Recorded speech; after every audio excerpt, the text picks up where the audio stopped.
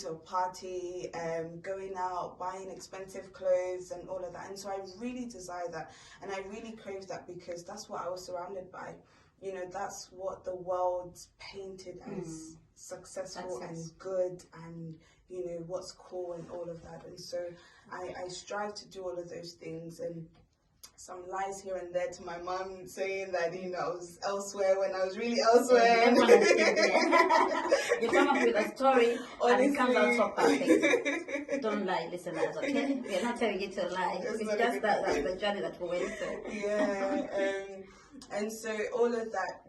And my mum, you know, she wasn't too restrictive. I think she kind of understood that there's some things you just have to learn on your own, some mistakes that you have to make. And so I made the mistakes, and then, but I guess Jesus really had better plans for me, and then he found me again. Yeah. So what are some of those mistakes? And what you learned from them, what you can tell to the young ones out there, the youth? Okay, so for me, I think the major thing that I struggled with was ungodly relationships. Because I was somebody, growing up, I was very, very insecure. There were so many things that made me insecure. You know, I struggled so much, and it was until I overcame it that I realized that, you know what, that was not normal at all. You know, I struggled for a long period of I think my sixth form, ending of secondary to my sixth form period. I really struggled with depression.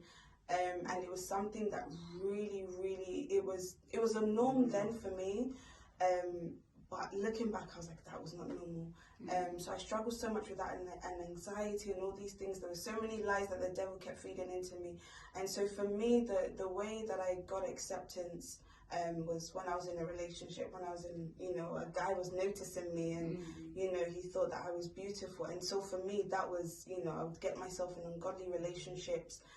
Even relationships that, you know, sometimes the conviction of God was there, but I would silence it because someone was telling me I was beautiful, someone was telling me that, you know, was giving me attention, and someone liked me, and, you know, with all the things that I thought about myself. And there was even a season that I genuinely thought I was so fat.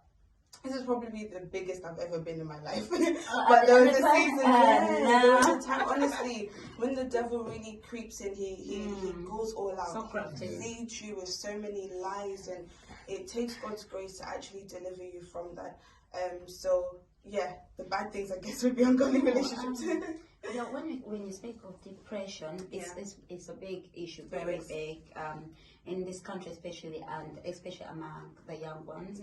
And according to